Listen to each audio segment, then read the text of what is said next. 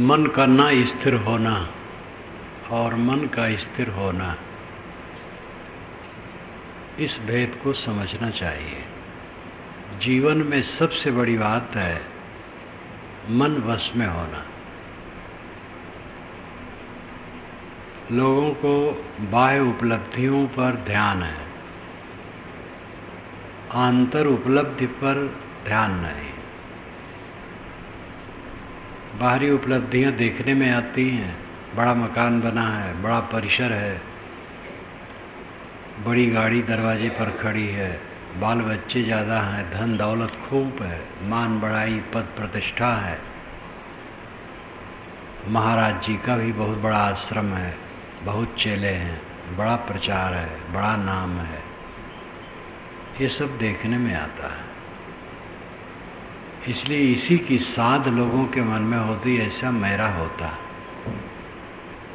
ये रजोगुण विवृत्ति अविद्या अज्ञान का फल है। असली ऐश्वर्य भीतर है। ये तो बाहर की सब बात ही। शब्द हमारा आदि का, पल पल करहु याद, अंत फलेगी माहली, ऊपर की सब बात। साहब कहते हैं हमारा शब्द, हमारा उपदेश आदि का, मूल का, आत्मा का परिचायक है। पल पल आत्मस्मरण में रहो तो इसका फल होगा माहली, तो महल में हो जाओगे, अपने आनंद भवन में हो जाओगे।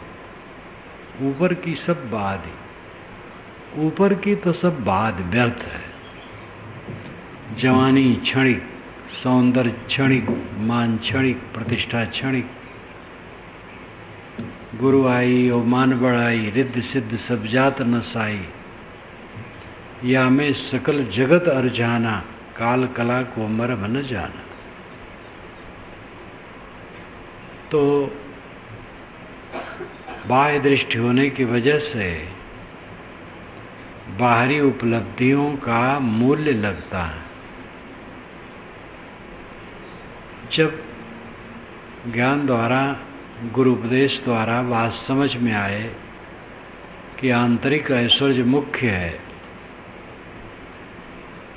तो फिर इस पर वो ध्यान देगा। और जब साधना करेगा तो अपने आप उसका पता चलेगा।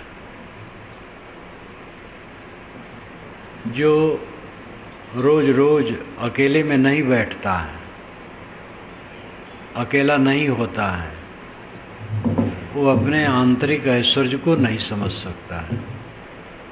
अकेले में होना तो साधना करना, वैसे अकेले में बैठे तो प्रपंच आएगा।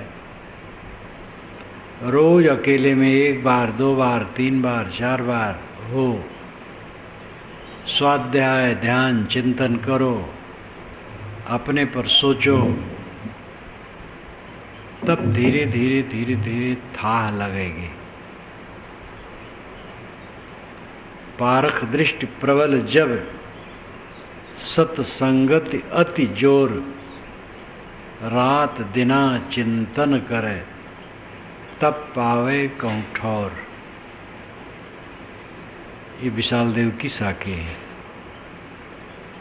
पारख दृष्टि प्रबल जब, पारख दृष्टि प्रबल हो, पारख दृष्टि परख दृष्टि, अन्वेषण परीक्षण की दृष्टि, खोज की दृष्टि, सत्य क्या है, झूठ क्या है, अपना क्या है, पराया क्या है, आत्मा क्या है, अनात्मा क्या है, सुख क्या है, दुख क्या है, उपलब्धि क्या है, अंत में क्या रहता है। इन सब बातों पर जब ध्यान हो, विश्लेषण हो, तो अनात्मा आत्मा नहीं होता। बौद्ध लोग भी कहते हैं सब अनात्म है, अनित्य है और दुख है। पतंजलि महाराज ने कहा अनात्म है, अनित्य है, असुचि है और दुख है। शैलियाँ अपनी अपनी है, बात वही। साहब ने कहा बहुत दुख दुख दुख की खानी, जो अनात्मा है वो अनित्य है, आत्मा अनित्य नहीं है। आत्मा आत्मा के साथ नित्य है, क्योंकि आत्मा इकाई है, विकार नहीं है, निर्विकार है।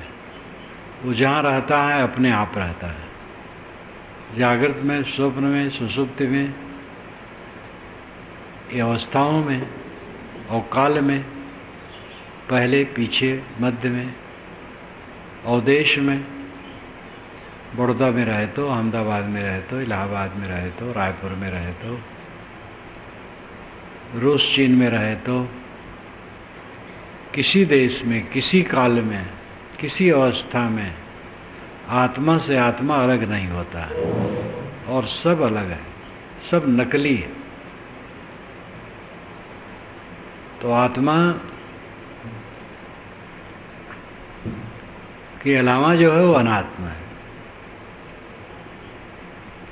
जो अनात्मा है वो अनित्य है, मिला और छुटा। आत्मा अनित्य नहीं है, आत्मा आज भी है, कल भी है।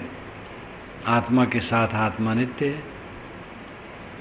जैसे इस जीवन में अनुभव करते हैं कि आज से 50 वर्ष पूर्व भी मैं था, वैसे इस जीवन के पहले भी था, इस जीवन के बाद भी रहेगा। जो नहीं होता वो कहाँ से आता, और जो है वो नहीं कैसे हो जाएगा। ये तो वैज्ञानिक तथ्य है कि सत असत नहीं होता और सत सत नहीं होता। जो नहीं होता है वो उपस्थित नहीं होता है, और जो उपस्थित है वो शून्य नहीं होता है। इसलिए आत्म अस्तित्व नित्य है। अनात्म का अर्थ ही है कि आत्मा है, तभी अनात्म शब्द हुआ है। बौद्ध लोग आत्मा के विषय में निर्णय नहीं दे पाते हैं, क्योंकि उनके मूल आचार्य ने ही निर्णय नहीं दिया, चुपचाप रह गए। कहा तो अत्ता ही अत्तनो नाथो, अत्ता ही अत्तनो गति। पाली में आत्मा को अत्ता कहते हैं। सरलीकरण है पाली, संस्कृत का सरलीकरण है। सरलीकरण का प्रमाण तो यही है कि कहीं मूर्धन्य और तालब्बी सा नहीं है, केवल दंती सा, सड़क का सा, और चौकोड़ वाला सा नहीं है, शकर वाला सा नहीं है, सब जगह सा। और संधि बहुत कम है। संस्कृत में बहुत संधि होती है, यहाँ तक कि कोई कोई पूरी पंक्ति एक ही संधि में। शाणाचार्य के ऋग्वेद और अथर्ववेद के सारे मंत्र एक पंक्ति एक संधि में है, लेकिन उनकी कृपा यह है कि चाहे किसी मंत्र का उन्होंने अर्थ न किया हो, पदच्छेद जरूर कर दिया है। अथर्ववेद के बहुत सारे मंत्रों का अर्थ उन्होंने नहीं किया है। सूक्त की शुरू में भूमिका लिख दी है, उसके विषय में प्रस्तावना दे दी है। वे सरल समझे इसलिए कहीं कहीं नहीं लिखे हैं, लेकिन सारे मंत्रों का पदच्छेद कर दिया है, संधि को तोड़ के अलग अलग कर दिया, और बहुत वैज्ञानिक पदच्छेद है। ये पदच्छेद वो अपने पंडितों से भी करवा सकते होंगे। जो अच्छा व्याकरण जानता हो वो पदच्छेद का काम कर सकता है, खुद किए हों या किसी पंडित से करवाए। भाष तो खुद किए। पदच्छेद कोई बड़ी बात नहीं, कील काटा जाना है, शब्दों को तोड़ तोड़ के अलग कर दे। तो संस्कृत में संधि बहुत है, पाली में संधि बहुत कम है, इसलिए पढ़ने में सरल है और समझने में भी सरल है, थोड़ा जान जाए तो आत्मा को अत्ता कहते हैं। अत्ता ही अत्तनो नाथो, आत्मा ही आत्मा का स्वामी है। अत्ता ही अत्तनो गति, आत्मा ही आत्मा की गति है, प्राप्ति। गति कहते हैं प्राप्ति को, गति कहते हैं गमन को, गति कहते हैं ज्ञान को। यहाँ है गति, प्राप्ति। आत्मा ही आत्मा का प्राप्तव्य है। तस्मात् संयम मन। इसलिए आत्मा का इसलिए संयम करो, जैसे भद्दम अश्रम व वाणिज्यो, व्यापारी अपने घोड़े को साध लेता है ऐसे अपने को साध लो।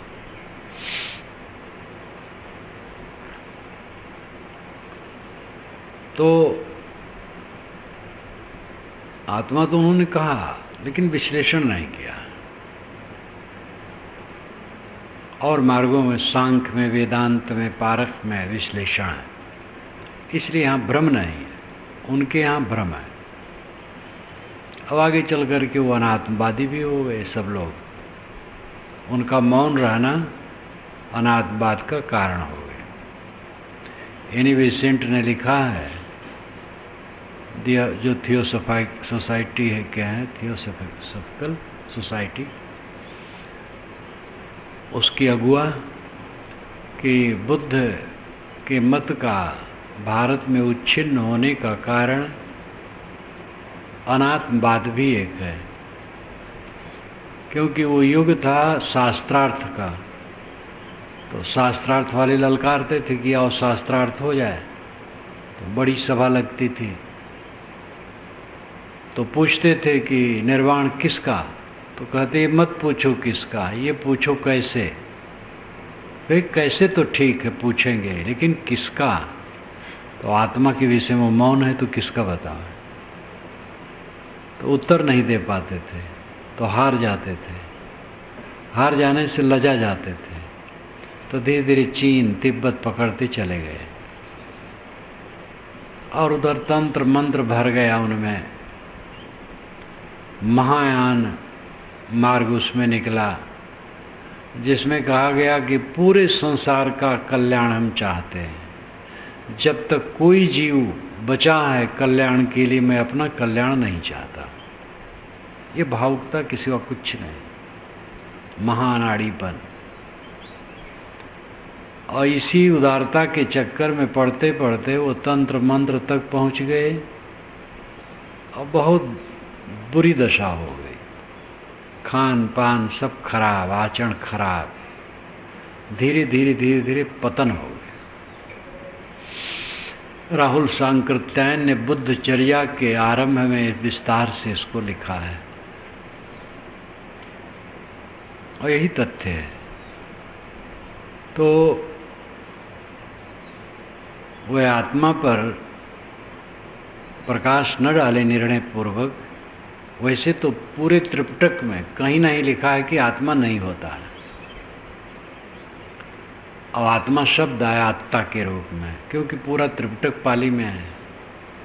पीछे के शास्त्र संस्कृत में खूब बने, बुद्ध ईसा के बाद वाले जितने शास्त्र बने हैं वो सब संस्कृत में है। नागार्जुन का है, अश्वघोष का है, बहुतों का है, धर्मकीर्त का है, दिग्नांग का है।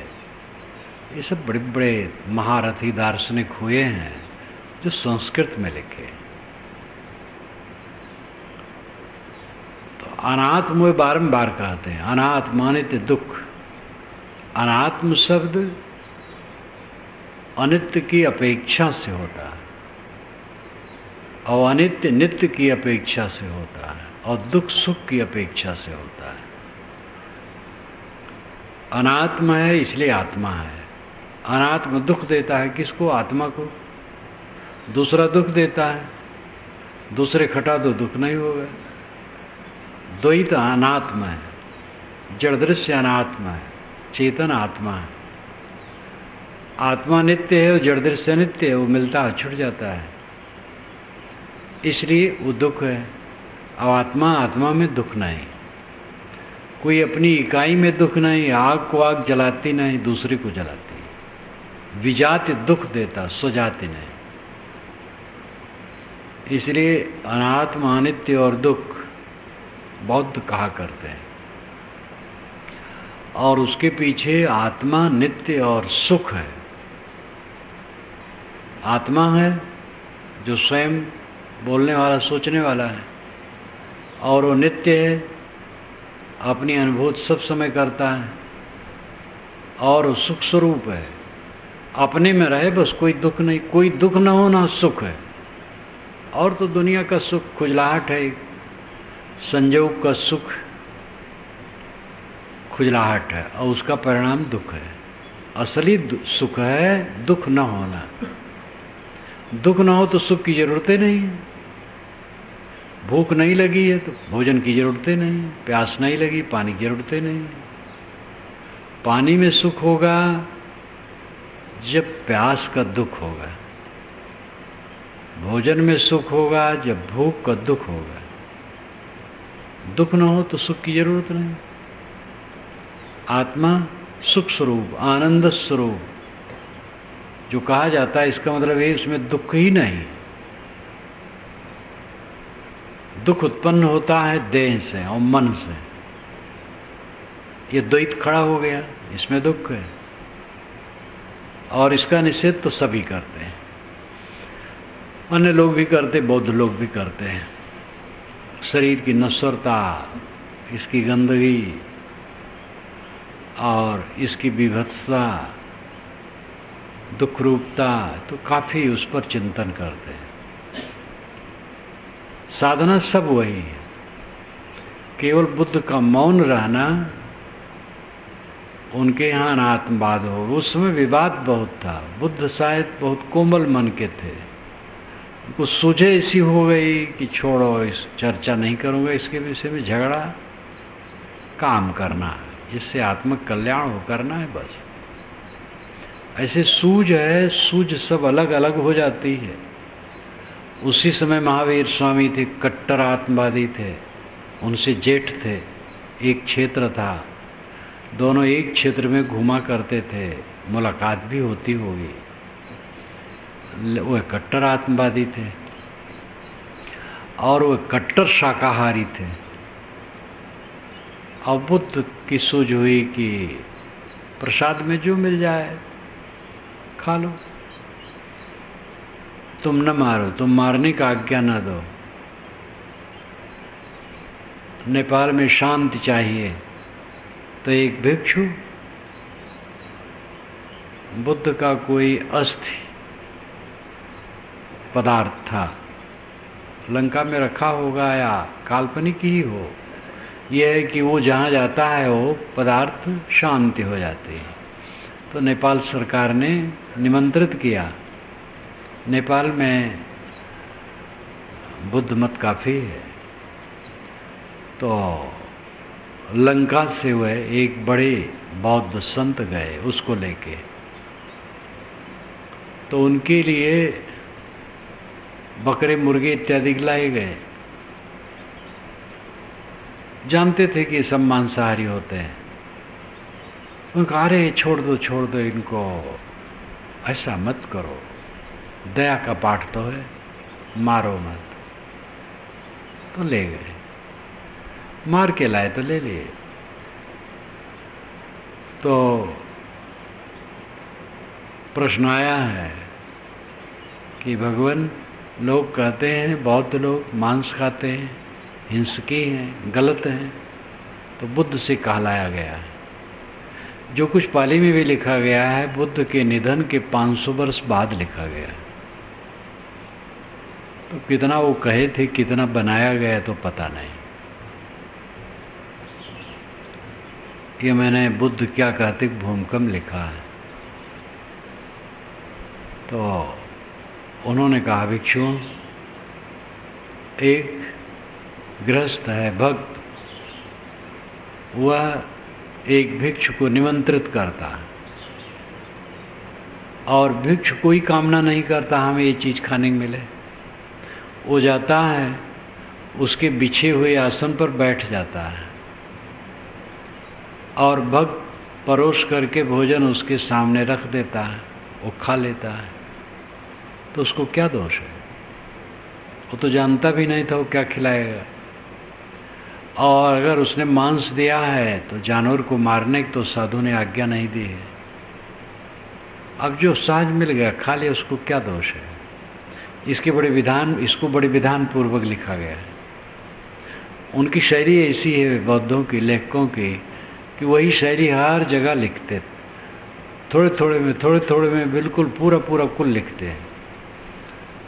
मैं तो संक्षेप में कहा, भिक्षु उठेगा, अपना चीवर संभालेगा, पात्र लेगा, चलेगा, उसके बिछाए आसन पर बैठ जाएगा। इसीलिए अनुवादक लोग कई जगह डांट करके अनुवाद करते, वही बात है, तब उसको छोड़ देते हैं और ख़ास बात जो परिवर्तित हो लिखते हैं। ये बौद्ध शैली है। तो उनके मुख से समाधान करवाया गया है। देवदत्त ने इसका विरोध किया था, तो देवदत्त का हृदय तो दूषित था और उसने 5 बातें रखी थी कि ये गलत है, इसका शोधन हो। भिक्षु गांव में न जाए, निमंत्रित भोजन न करे, भिक्षा का भोजन करे, और निर्मित मकान में न रहें, पेड़ के नीचे रहें या जंगल में झोपड़ी में रहें, मांस न खाएं, और कपड़ा ऐसे भक्तों को दिया हुआ न पहने, चीधी बटोर करके धो करके उसे चीवर से लें। और एक बात और कुछ है, मैंने लिखा है कहीं, तो ये सब तो उसका, इसमें अच्छाई भी है, इसे मांस न खाना, लेकिन विद्रोह पैदा करना था उसका। मानती चाहता था, नहीं मिली तो विद्रोह किया, उसका फल भी उसको बुरा हुआ, लेकिन वो भी जबरदस्त था। उसका मार्ग बहुत दिनों तक चला है। हुएनसांग जब भारत आए हैं तो बुद्ध के निधन के 1200-1300 वर्ष बाद आए, 1200 वर्ष बाद आए हैं। कितना होगा? तो 14वीं सदी में आए हैं, 6, 5, 1100 वर्ष के बाद आए हैं। और उन्होंने देवदत्त की शाखा के साधुओं का मठ देखे और लिखा है कि वो दूध से बनी वस्तुएं भी नहीं खाते हैं। वो प्रतिक्रिया में और पड़ गए, वो मांस खाते तो हम दूध भी नहीं खाएंगे, तो दूध से बनी वस्तुएं भी वो नहीं खाते थे। इस प्रकार देवदत्त की शाखा काफ़ी चली, पता नहीं अब कहीं हो तो हो भी सकता है। तो इस प्रकार मैं कह रहा था कि आत्मा आत्मा का अर्थ है स्वयं।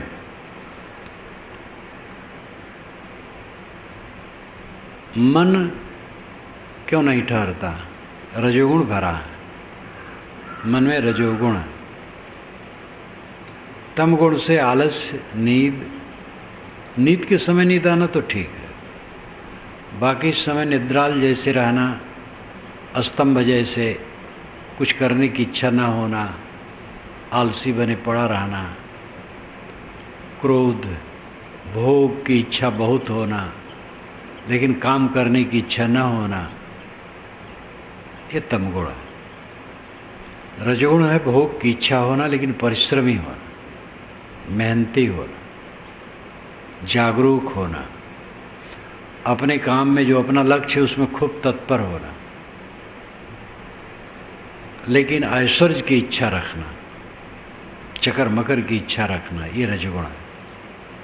सतगुण है जीवन गुजर के लिए ख्याल रखना और भोगों का त्याग करना, संतोष रखना, अपने काम में तो तत्पर रहना, चंचल न रहना, ये सतगुण। तो रजगुण अधिक होने की वजह से मन स्थिर नहीं रहता। और जीवन में मुख्य बात मन है। मन जिसका स्थिर है धन्य है, अपने करने से होगा। साधना भी जो मैं बताता हूँ कि साक्षी भाव, मजे हुए साधक के लिए साक्षी भाव की जरूरत नहीं रहती। बैठा और मन शांत, कुछ सोचता ही नहीं। चाहे वो लेटा भी हो, उधर ध्यान दे तो नहीं कुछ सोचेगा, बैठे नहीं ध्यान देगा, चलने में नहीं बनेगा। चलने में विचार तो रहता है, निर्मल है, अनासक्त है, लेकिन निर्विकल्प चलने में नहीं होगा।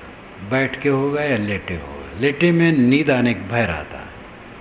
नींद के समय, सोने के समय हो और कुछ न सोचा जाए, नींद जल्दी आ जाएगी, अच्छा है।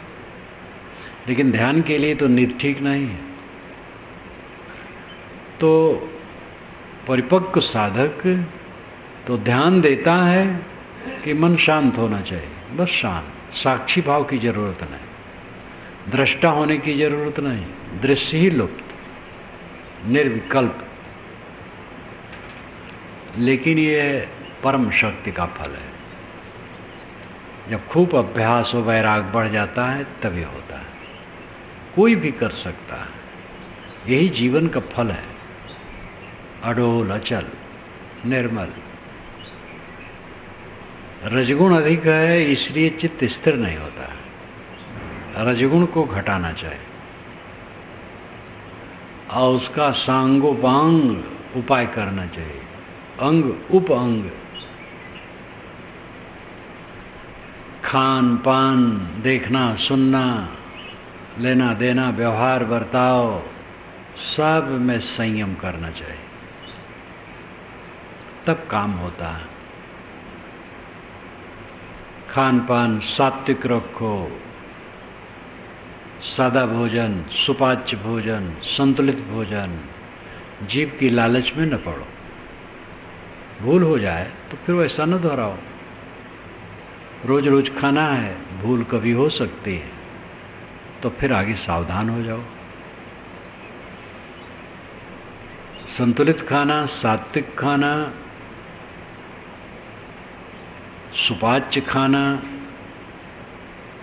लेन देन में ईमानदार रहना, विवादी न रहना, दूसरे को दोष न देना। साधक का मन साधना में बैठा और मन स्थिर नहीं होता, सोचता है।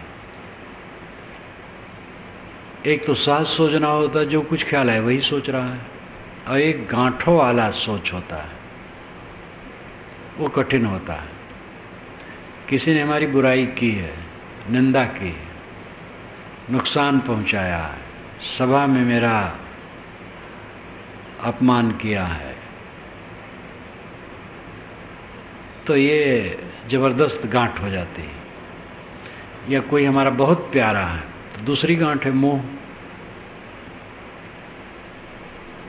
और इसमें आदमी का मन लटका रहता है। उसको लगता है हमें ऐसे लोग सुने होंगे, वो सब बुरा मानते होंगे।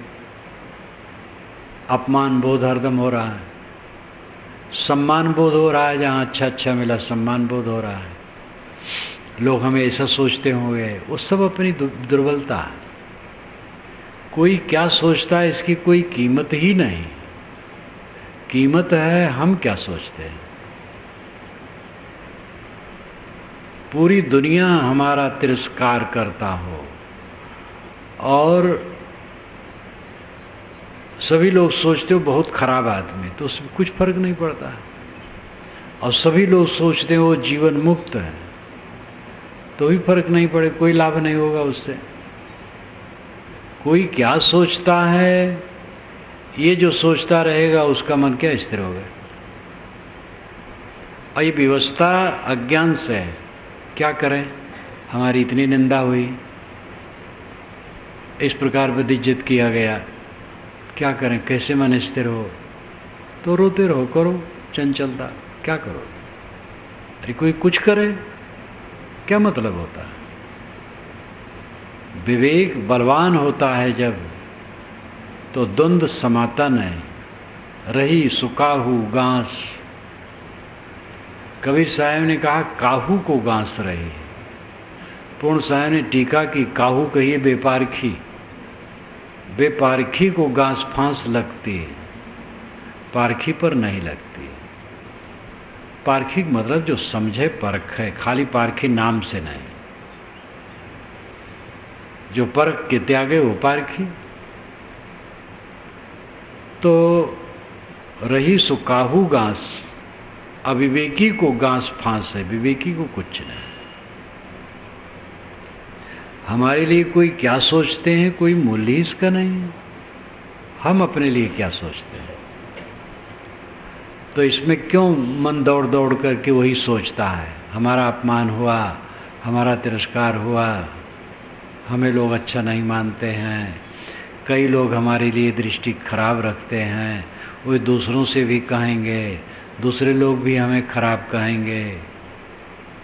क्यों ऐसा होता? अहंकार के कारण। अहंकार बहुत गहराई में है। जब समझो अहंकार मिट गया तब भी अहंकार रहता है, बहुत गहरे में है। ये काटते काटते कटता है। अहंकार का पूरा विलय, फिर द्वंद्व नाम की कोई चीज नहीं। पूरी दुनिया हमारी निंदा करने के लिए है, निंदा करे कोई हर्ज नहीं। ये नाम रूप निंदित होगा तभी ठीक है। नाम रूप का बड़ा अहंकार है। रूप है टट्टी की टोकरी, ये शरीर तो रूप है ना, ये टट्टी की टोकरी है और उसी का एक काल्पनिक नाम है। और इस टट्टी की टोकरी में क्या रखा है? खूब निंदा सब करें, ये निंदा के लिए ही शरीर है। खूब लोग निंदा करें तभी अच्छा हो, तभी ये मन ठीक होगा। स्वामी राम तीर्थ को लोग गाली दिए तो अपने शिष्यों में आए और कहे आज राम खूब गाली पाए, मैं खूब खुश हूँ।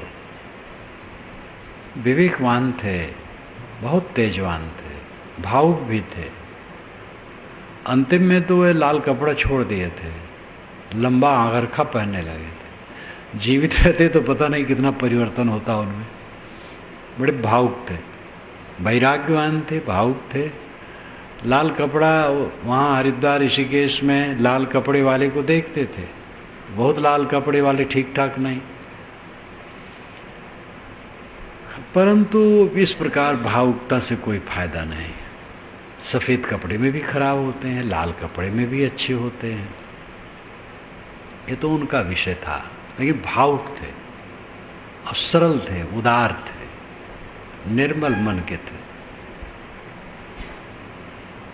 तो कहा राम गाली पाए, मैं खूब खुश हुआ। तो नाम रूप से अपने को अलग देखते थे तब ऐसा कहे। इस नाम की निंदा हो बहुत अच्छा है, इस रूप का अपमान हो बहुत अच्छा है, ये हमें बांध रहा है। ऐसा ऊपर उठ जाओ, द्वंद्व नहीं सताएगा। कोई अनुकूलता का बर्ताव हमारे लिए बरतता है, उसका विचार है, विचार बदल जाएगा तो नहीं भी बरतेगा, उदास हो जाएगा, तटस्थ हो जाएगा, और भी विचार बदल जाएगा तो विरोधी भी हो जाएगा। ये दुनिया में देखा जाता है। मित्र उदास मध्यस्थ हो जाते हैं और फिर विरोधी हो जाते हैं। उल्टत पलटत प्राणी बस वासना जाने। प्राणी उलटते पलटते रहते क्योंकि वो वासना के वश है। इसलिए किसी पर अपना अधिकार नहीं मानना चाहिए। विवेकवान किसी पर अपना अधिकार नहीं मानता है। अपने पर अधिकार करना, जो यह मन को वश करे शिष्य होए सब देश। साहब कहते दूसरे के शिष्य बनाने के चक्कर में तुम पड़े हो, अपने मन को शिष्य बनाओ, फिर सारा संसार आपका शिष्य है। ये अब मलिकई तो चाहते हो तो मन को बटोर लो, बस मलिकई मिल गई। मन को बटोर लिया, संयत कर लिया, इच्छा ही बुझ गई। इच्छा बुझ गई, सबका मालिक हो गया, अपना मालिक हो गया। अपना मालिक होना सबका मालिक होना है। आत्म विजय विश्व विजय। आत्म विजय को समझना मुश्किल है। दूसरे पर अधिकार की इच्छा, पति पत्नी पर, पत्नी पति पर अधिकार चाहता है, माँ बाप पुत्र पर, पुत्र माँ बाप पर, गुरु शिष्य पर और शिष्य गुरु पर, या कहीं भी है दूसरे पर अधिकार करने की इच्छा हमारे अनुसार हो, ये अहंकार दुखदाई है। साधु मार्ग में ही आकर के साधक हैं, अगर अपने को नाम रूप के विचारों में रखेंगे तो साधना नहीं कर पाएंगे। नाम रूप, अवस्था, परिस्थिति, अधिकार, पद, व्यवहार जैसे यही है। जो अपने को अध्यक्ष की दृष्टि से देखा करेगा, मंत्री की दृष्टि से, कोषाध्यक्ष की दृष्टि से, भंडारी की दृष्टि से, व्यवस्थापक की दृष्टि से, तो उसका मन खड़बड़ाएगा। और अपने को साधक की दृष्टि से देखेगा तो नहीं खड़बड़ाएगा, ये काम करेगा जो जिम्मेदारी करेगा, बस दृष्टा बन करके। और जहाँ पदाधिकारी बना अथवा जो सेवा करता, उस सेवा के गुणों से अपने को जोड़ा, बस अहंकार आया, फिर अब व्यवस्थित बात करेगा, फिर वो गुरु के प्रति भी अनादर कर डालेगा। अपने को कुछ बन करके फिर तब बिगड़ जाएगा। कुछ न बनो, सेवा करो बस। हम सब सेवक हैं, सारा धन सद्गुरु का है, हमारा नहीं। कौन सद्गुरु है? हम लोगों की पंथ की दृष्टि से कबीर साहब सद्गुरु है, जो मूल सद्गुरु है। और वैसे सार्वभौमिक दृष्टि से देखा जाए तो सद्गुरु तो अनादि है। श्री काशी साहब ने कहा, अनादि काल से पारख है, पारख विचार होता रहा। सद्गुरु भी अनादि है। सद्गुरु कबीर ने बारंबार सद्गुरु की महिमा गाई है।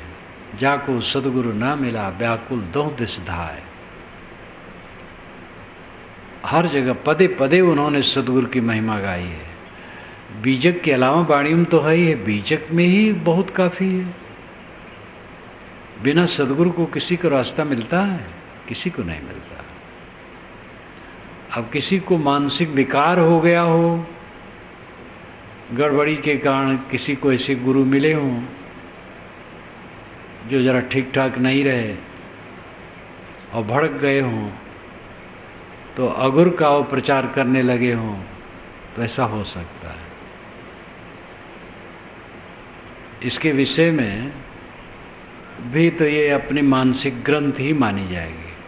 किसी को सद्गुरु ठीक नहीं मिला, गुरु ठीक नहीं मिला, उसने गलत व्यवहार किया, तो गुरु के प्रति ही अनास्था हो गई कि गुरु मार्ग ही गलत है, तो ये उसकी कमजोरी है।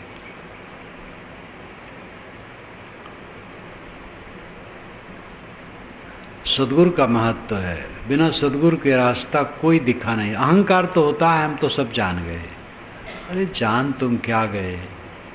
हाथ में वस्तु हो, कोई बतावे ना तो उसका परिचय नहीं होगा। पूरी सत्ता ही गुरु बन जाती है। कितने कितने लोगों से हम जानते हैं। एक सद्गुरु होता है जिसके संरक्षण में, बोध में पूरा जीवन बीतता है। लेकिन वैसे देखो तो सद्गुरु का व्यापक स्तर है। गुरु अनेक है, सद्गुरु एक है, ये कह सकते हो। तो सद्गुरु व्यक्तित्व रूप से घुल करके मिशन बन जाता है। मिशन ही सद्गुरु है। जैसे सरकार, राष्ट्रपति कहता है हमारी सरकार ने निर्णय लिया है, प्रधानमंत्री कहता है, गृह मंत्री कहता है, राष्ट्रपति कहा, प्रधानमंत्री कहा, मानो सब आ गए, तो सरकार कौन है? सरकार एक विधान है और विधान निर्माता मनुष्य है, लेकिन वो एक कानून है, एक विधान है, वही सरकार है। ऐसे सद्गुरु व्यक्ति है, बोधदाता है, लेकिन फिर भी वो एक व्यक्ति में सीमित नहीं है। अनादि प्रवाह है गुरुओं का। तो सदगुरु में नाम न लिया जाए तो कोई हर्ज नहीं, सब संपत्ति सदगुरु की।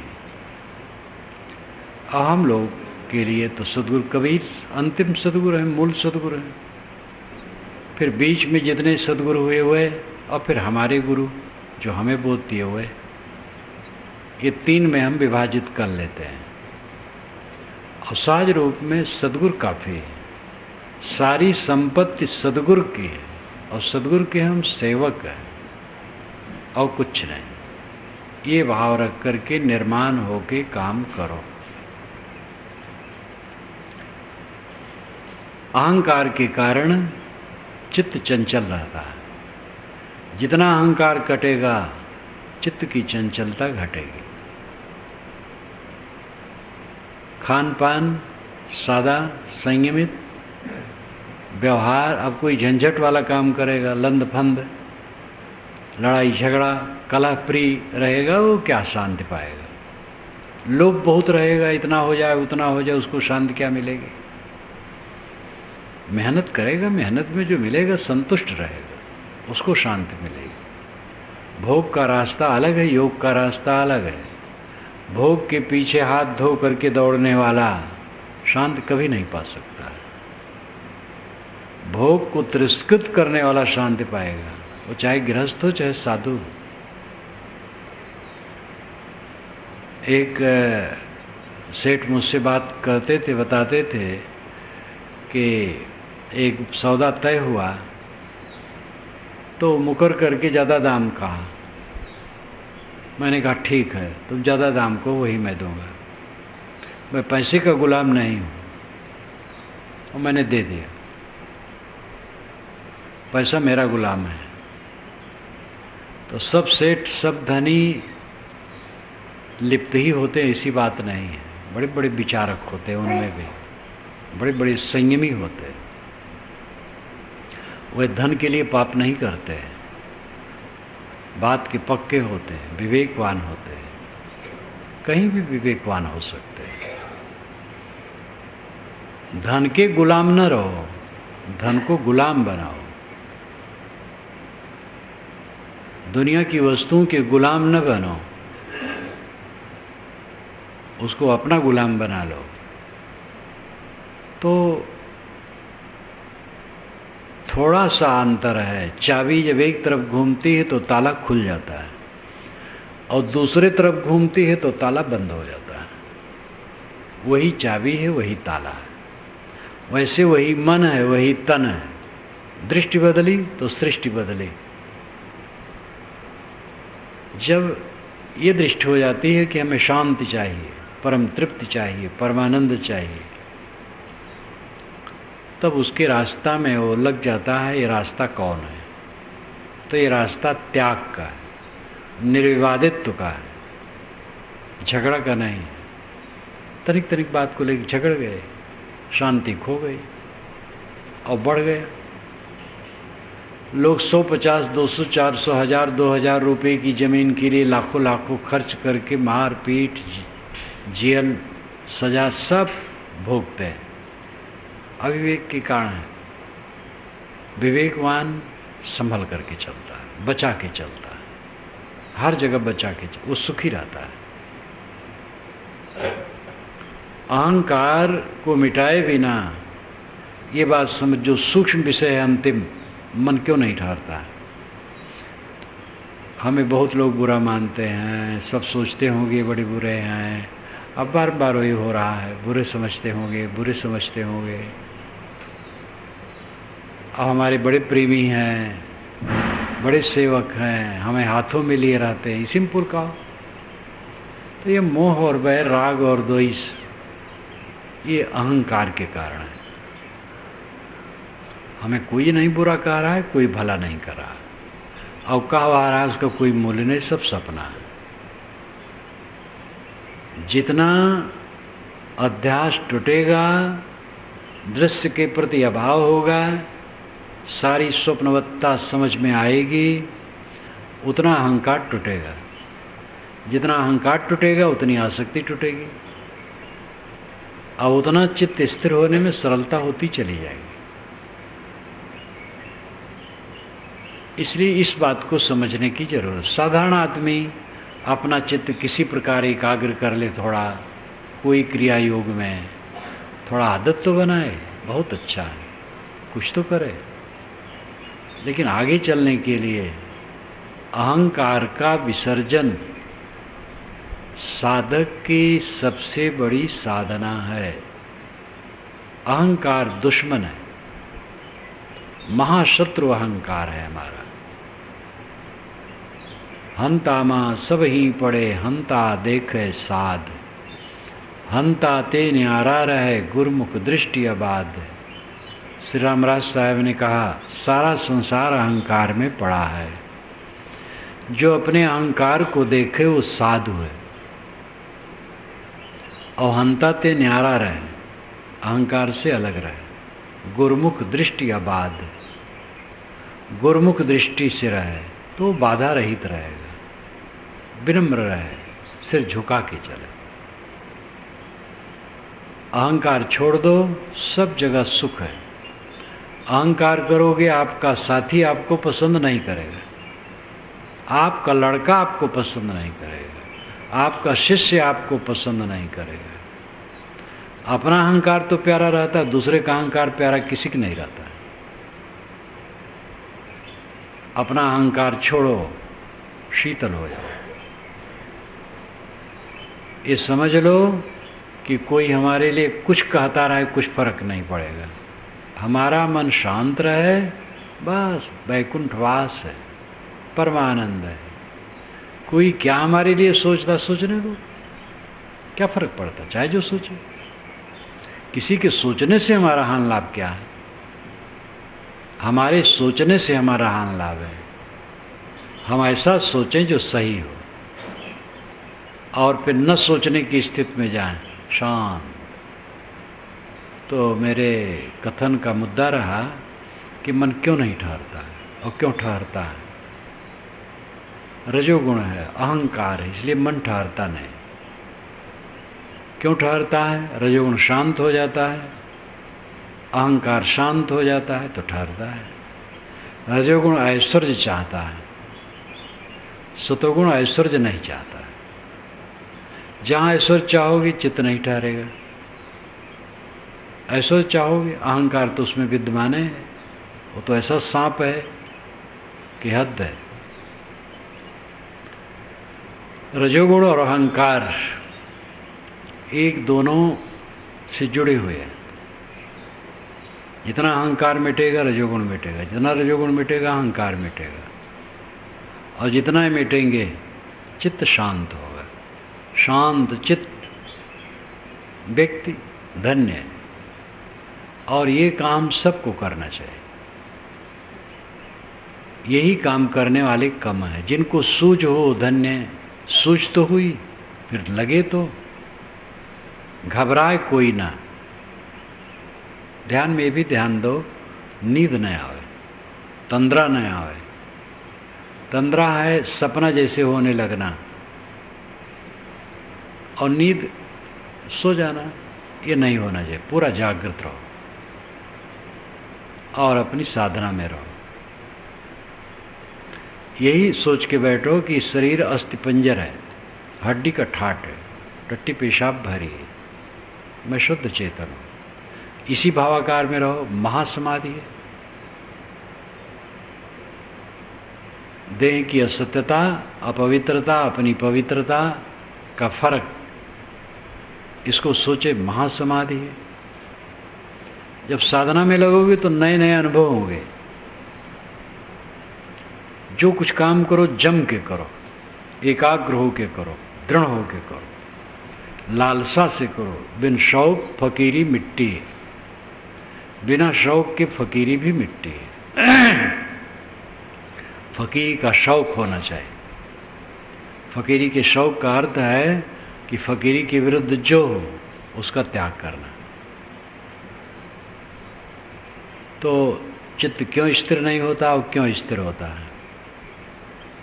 इस समय के विचार का ये मुद्दा, और उसका उत्तर यही है कि चित्त स्थिर इसलिए नहीं होता है क्योंकि रजोगुण है, अहंकार है, और उसमें तमाम शाखाएं। हमें लोग क्या सोचते होंगे, हमें उन्होंने ऐसा कह दिया, वैसा कह दिया, मार दुखाए हैं।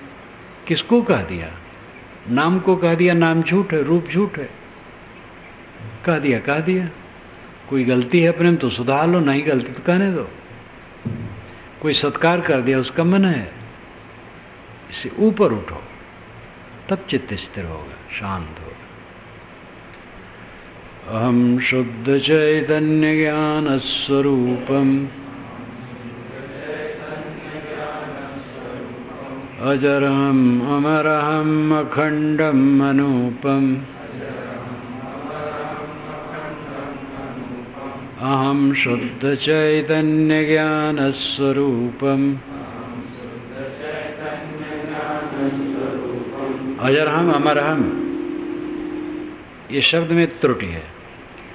अजराहम अमराहम इसमें शुद्धि है, लेकिन प्रवाह अजरहम अमरहम में बनता है, इसलिए मैं पाठ अजराहम अमराहम का करता हूँ। शुद्ध है अजराहम अमराहम अखंडम अनूपम, तब पदच्छेद में सही अर्थ बैठता है। इसलिए अजराहम अमराहम भी पाठ करे तो अभ्यास बन जाएगा, तो सरल हो जाएगा। अहम शुद्ध चैतन्य ज्ञान स्वरूपम अजराहम अमराहम अखंडम अनूपम अहम शुद्ध चैतन्य ज्ञान स्वरूपम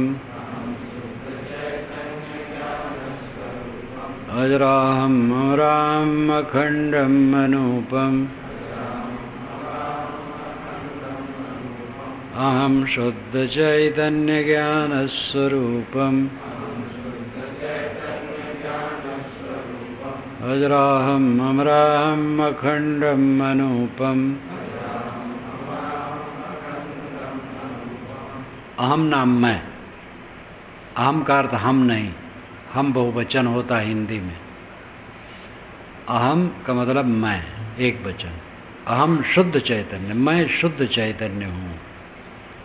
और ज्ञान स्वरूपम, मेरा स्वरूप ज्ञान है। अहम शुद्ध चैतन्य ज्ञान स्वरूपम अजराहम। अजर अहम पदच्छेद में हो जाएगा। अजर हूँ और अहम, अहम मैं। अजराहम, अहम अजर, मैं अजर हूँ। अमराहम, मैं अमर, अमर अहम पदच्छेद में हो जाएगा। अजराहम में अजह अहम किया जा सकता है। अजरहम में अजरहम कहा जाए तो अजह अहम हो जाएगा, लेकिन अमरहम में अमर अहम नहीं बनता है। आधा रा अमर में नहीं रहता, और अजह में आधा रा से विसर्ग बन जाएगा, तो इसलिए पदच्छेद में अशुद्ध हो जाता है। अजराहम अमराहम में, अजराहम अमराहम में पदच्छेद में शुद्ध रहता है। तो अजरहम, अजराहम, अजर अहम पदच्छेद होगा। मैं अजर हूँ, अजर जो जीर्ण न हो, क्षीण न हो। अजरहम, अमराहम, अमर अहम, मैं अमर हूँ। अहम शुद्ध चैतन्य ज्ञान स्वरूपम अजराहम अमराहम अखंडम अनूपम, मैं अखंड हूँ, टूटता नहीं। अनुपम, अन उपमा रहित, उपमा रहित, अन उपमम, उपमा रहित। आत्मा के लिए दूसरी उपमा नहीं है, क्योंकि आत्मा के अलावा अनात्मा है, उसका प्रमाण नहीं हो सकता। तो आत्मा अपने आप में उपमा रहित है, ये इसका अर्थ है बस।